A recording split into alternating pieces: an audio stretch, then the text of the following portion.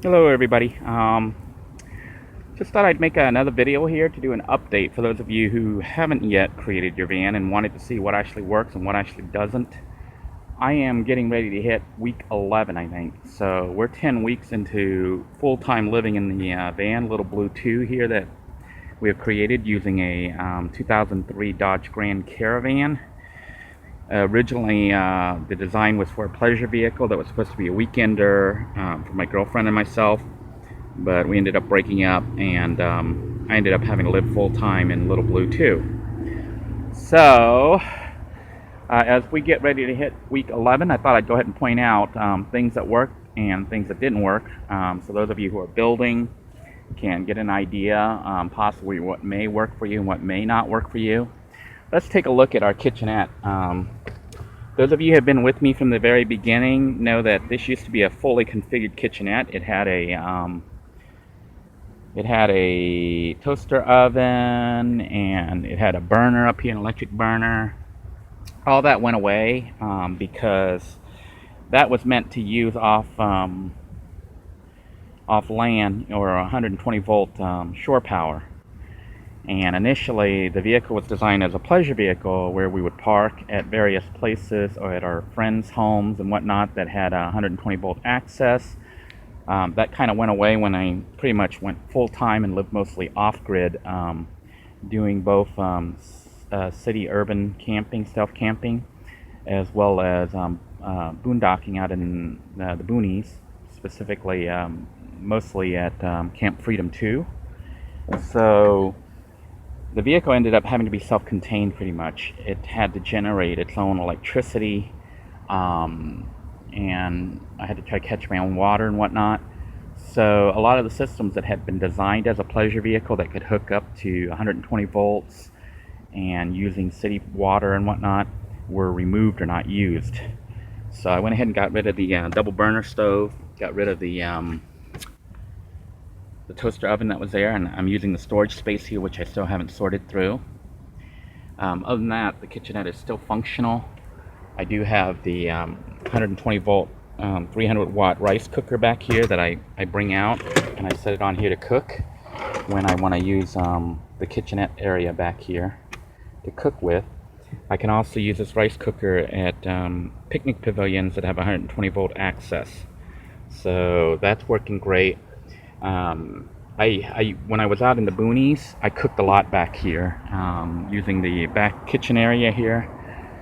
But what I found is, as I have been doing more and more urban camping, just stealth camping, to be able to open up like this and cook back here is like a luxury that I often didn't have. So luckily for me, I have a cooking system that's a secondary cooking system that's up front right here, which I'll show you. Sorry for the mess here, but I have a second cooker right here. Oh, there's food in it, which I need to toss out now because it's been sitting here since last night. As you can see, I had hot wings and rice in there, so forgot all about it. I was supposed to snack on that last night. Oh well, I'll toss it out. But I have the secondary cooker right here, so I have mostly been cooking while driving, because doing so generates, I use the alternator and the house battery system, and I'm able to create 120 volts, and that's just free electricity. So I use my own electricity that I generate to cook my own food up here in the front. So the back kitchen area there hasn't been used much except for when I'm actually out in the boonies and can open up, or like here on the beach if I wanted to open up and run my engine. But what I find is, to conserve gasoline, I mostly cook while I'm driving or when I'm actually at a picnic table, picnic area that has a pavilion for cooking. So that's what's going on back here. I got rid of all my son's beach toys, like the boogie board and all sorts of other toys, tennis rackets and whatnot. So there's a lot of storage room back here right now, which I'm trying to, well, right now I'm leaving it as is, but I may end up putting some storage here for food. Although really I've got plenty of food storage. You can see there's food in here too, and there's kitchen supplies in here, so there's plenty of storage.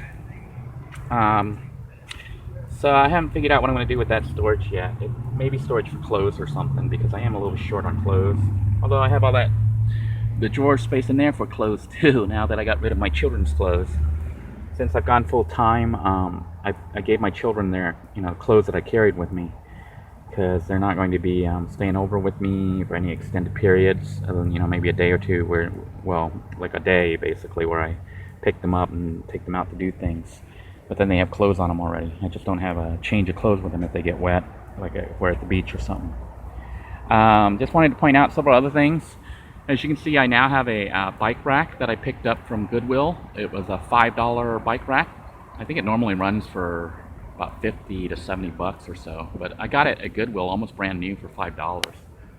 And I had my bicycle already, so I was able to carry my bike. I'm able to carry it right there on that bike rack, and I lock it into place using this cable lock here. Let me show you here.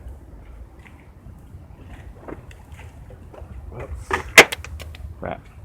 So basically I use a cable lock, and I lock it with the locking lock. Initially I had one of those word locks. Don't get those, they're pieces of crap. The word lock stopped working, and I couldn't open my lock, and I ended up having to bust the lock, which I did within an hour using a screwdriver. So I busted my own lock to get it to open. So don't get the word locks, but I have a keyed lock that I use to lock the bike onto my bike rack up there. And I recommend that if you have a vehicle that you are planning on living in full time, that you pick up a secondary travel or transportation device, such as a scooter or bicycle or motorcycle, or even a skateboard or something that you can take, so that when you are parked somewhere like I am right now at the beach and you don't want to use gasoline, you can hop on your bike or whatever and go to the store and buy what you need to, or just ride around for fun or explore, and you're not wasting gasoline. So I highly recommend having a secondary transportation vehicle. I know some of the vanners have like really nice expensive bicycles.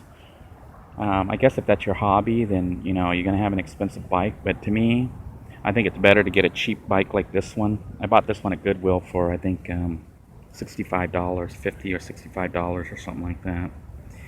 That was a while back, before I was actually living in the van, when I was still living in a house. But it's not an expensive bike, so it gets rusted sitting out in the rain, and if someone were to steal it, it's like $100. It's less than $100. But I know some people have bikes that are $1,000. I'd be afraid to strap that on my bike, on the back of my vehicle, because somebody would steal it. So if you're getting a bike, get a cheap one that if somebody steals it, oh well, it's like $50. As far as back here, I have my metal detector, which I have yet to use. I see people on the beach all the time, and I really should go out there and look, because the tornado, the hurricane came by here, Hurricane Matthew, as well as what was the one before that? I forget now. But anyhow, the beach has got all sorts of crap washed up on it, so it'd actually be a very good time to go hunting for treasure. So maybe I'll do that. But I have a working metal detector, I just haven't used it. And my TV CRT display here that I also got from Goodwill for like, I think I bought it for like $15, $10 or $15. It hooks up to a VGA output to my mini notebook. I have used this several times. It's inside the vehicle. It's like a pretty big screen, so I can watch movies and stuff. But truthfully, I don't use it that much. I've used it like maybe two or three times since I've been in the van. The reason is, when I run this, because it's 120 volts, I have to run it off the inverter system and have the vehicle running, and to generate the electricity to run off the house battery and whatnot. I could run off the house battery, but then it would drain. So I pretty much run the vehicle when I'm watching movies and whatnot using this. As a result, I don't use it that much. If I was on shore power and plugged in, then maybe I'd use this, but truthfully, when I'm watching a movie, I just take my mini notebook and I flip open the screen and I just watch it on that little screen. So I'll keep this here for now, but it may be one of the items that will go away, just because I don't use it. although it is nice to have a big screen. Feels almost like home when you're in there laying down watching it. Let's see, what else? This table and chair proved to be really useful. This is a folding table, long extended table. If you've seen my videos of Camp Freedom 2, you've seen me use it. And this little chair is also handy, so those are definite keepers. Let's move on towards the inside right now. My power system still needs to be replaced. As you can see, I'm still patched into the jumper system, and it works great. I basically recharged this jumper pack using the house wiring that I created from the vehicle starter battery. I basically pulled a positive line from there and then run it all the way back here, and I take the negative and then I run it to ground on the vehicle.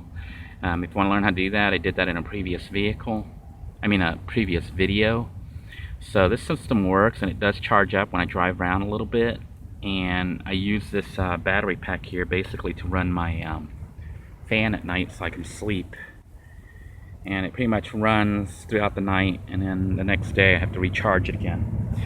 If I were doing anything different, what I might do instead of using the 10 AWG or AWG, I think is what they call it, the 10 gauge wiring, I would probably rewire it using a jumper cable. Just buy a set of jumper, a cheap jumper cable set, and then just cut the wire and use that because it's thicker and would allow more electricity to flow smoother and faster without heating up, because the system tends to get hot.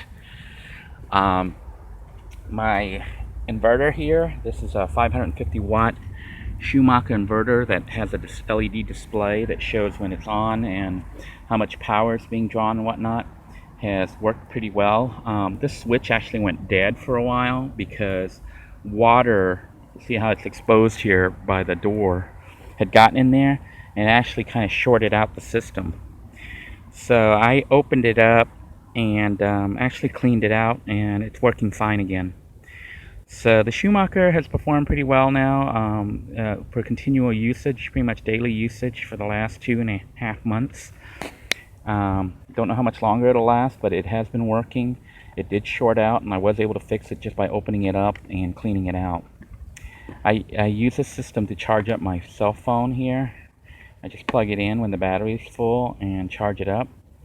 And I flip the switch there to connect this battery, this inverter and battery system here, the house battery, to the vehicle starter battery while I'm driving to charge it all back up. I have direct 12 volt access back here that I use, that I can plug in another phone charger as well as my 12 volt phone. 12 volt fan.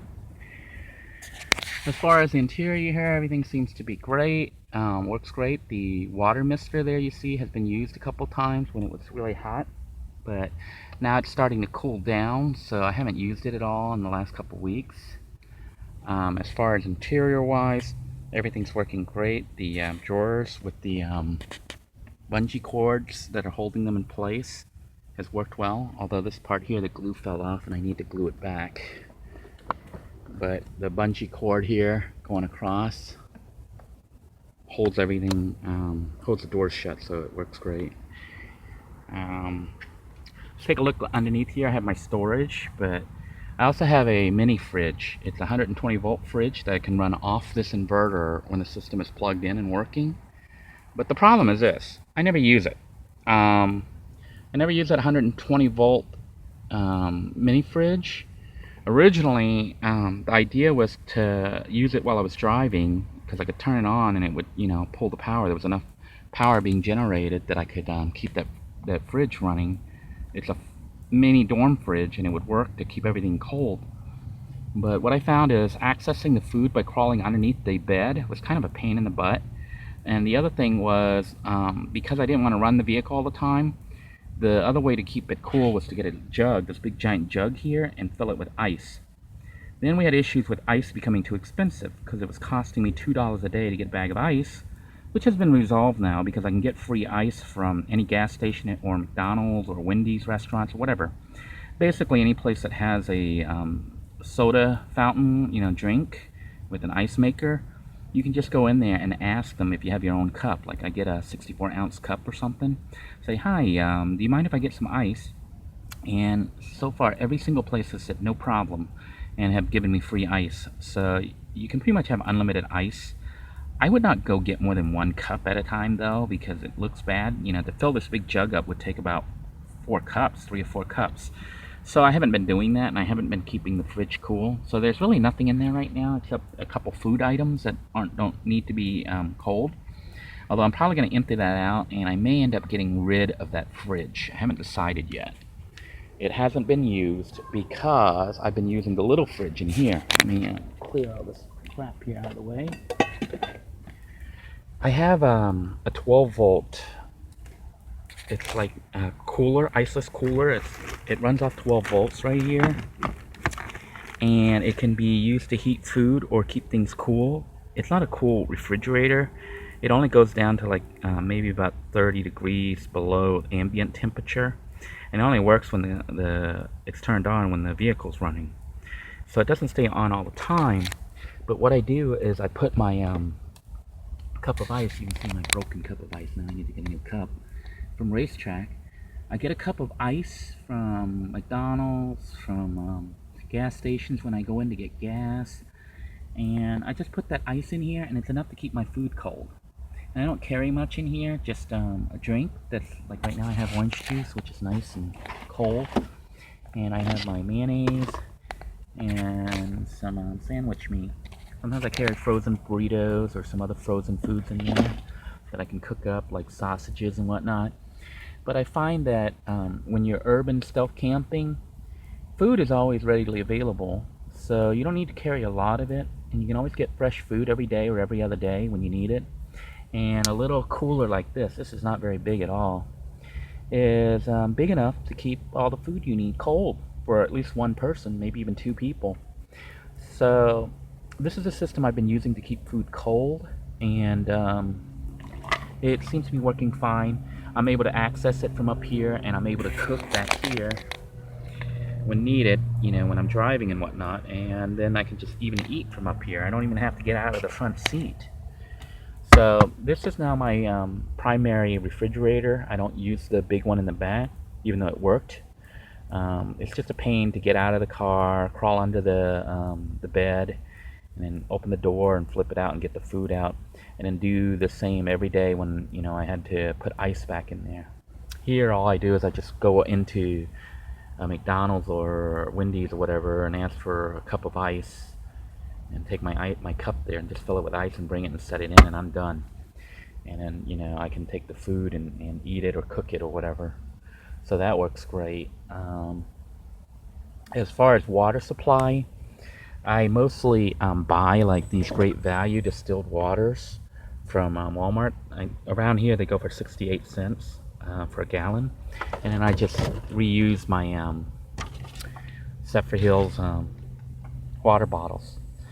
I basically use these for probably about a month, and then I change them out, and I throw them away and I buy new ones, so I don't keep using the same ones forever. But I refill the water, and that saves me money, like when I can. But around here where I am right now, I don't know of any water filter systems. But when I can find them, I use the filtered water dispensers. They're like 25 cents a gallon, which becomes really cheap. So right now I'm stuck with spending 68 cents on one of these, which I have to buy every 2 or 3 days. I also have regular water here that I put in from the beach, because where I am at Canova Beach here, there's access to free water. Right now there's a boil water alert, so I wouldn't drink any of that water, but I do use it to do stuff like laundry and whatnot, which I want to show you here. Since I'm no longer using this big John's pickle sausage container here to hold ice, I use it as a mini washing machine. See, and right now I have the you see how dirty that water is? Isn't that gross? But anyhow, I have the what do you call them? The pillowcases in there, and I have the pillowcase in there, some water, and a little bit of soap from dishwasher soap, some Dawn dishwasher soap in there. And I just basically agitate it, and you can see how dirty and brown that water got. And then I'm going to pour that out and pour in some clean water and clean that all out, and then rinse the thing off and wring it out and let it dry. So if you need a miniature clothes washer, this stuff works great. I'm able to do, like, I do laundry now about every day or every other day. Like, I put my underwear and t-shirt and maybe shorts in there and then wash them every day. That way laundry doesn't become a big task, and it doesn't fall too far behind, and you don't carry dirty, stinky clothes in your vehicle for very long. So basically, as soon as I wear it the next day, I do laundry.